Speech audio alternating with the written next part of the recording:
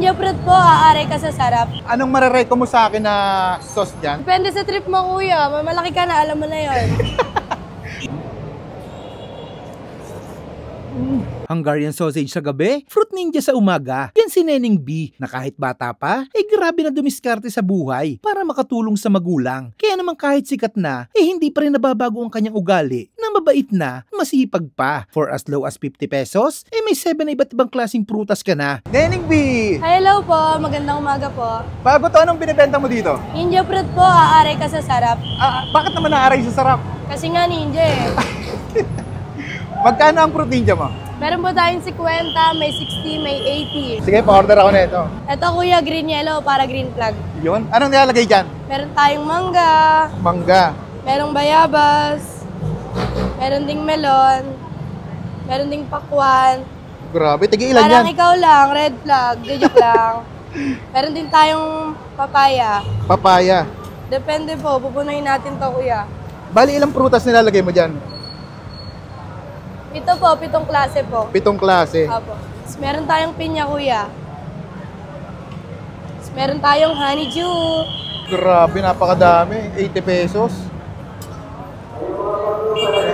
Tapos, ano tong mga sauce mo dito? Meron po tayong ditong matamis, merong asin, merong manghang. Anong marareko mo sa akin na sauce dyan na pwedeng ilagay? Depende sa trip mo kuya, mamalaki ka na, alam mo na yon. Gusto ko kasi yung medyo manamis-namis na maanghang eh. Pwede. Lagay ko na kuya. Okay, sige. Yan yung matamis. Opo, ito po yung matamis. At manghang. Meron din po tayo dito. 2 klase po yung manghang natin. Ito po. Ito na yun, 80 pesos. 80 Grabe, pesos na sobrang po. laki. Gano'n na kayo katagal dito, ma? Mga weeks pa lang po ito eh. Ito pong ninja fruit namin, weeks pa lang po. Okay. Anong oras kayo nag-open dito? 10 a.m. po ng umaga hanggang 10 p.m. po ng gabi. Bali 10 to 10. Anong location nyo dito? Dito lang po sa tabi po ni Neneng B. Hungarian.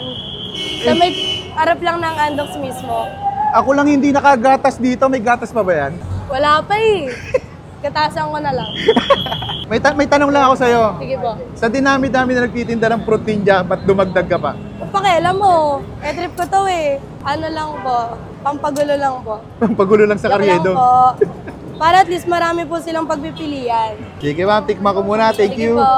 At ay mga kaabangers, nandito tayo ngayon sa bagong business ni Neneng B.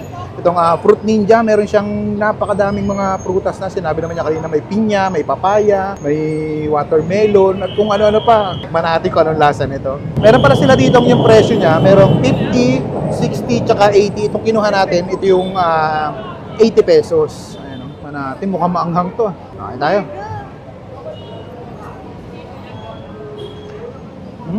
Solid yung lasa, sarap. May papaya, may mangga.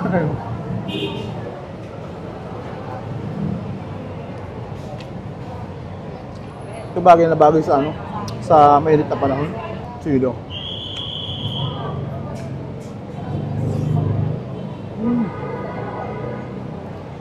Grabe. Sarap yung kilo nila. Hindi masyadong maanghang. Sarap. Sarap ng kombinasyon. Ang daming prutas. Solve ka na dito sa sa 80 pesos. So, goods na to.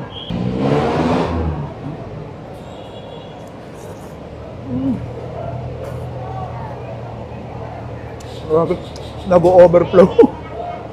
Kung umay ka na sa mga sa mga halo-halo, mga palamig, try nyo to. Healthy street foods naman kayo. Napakasarap. Yes.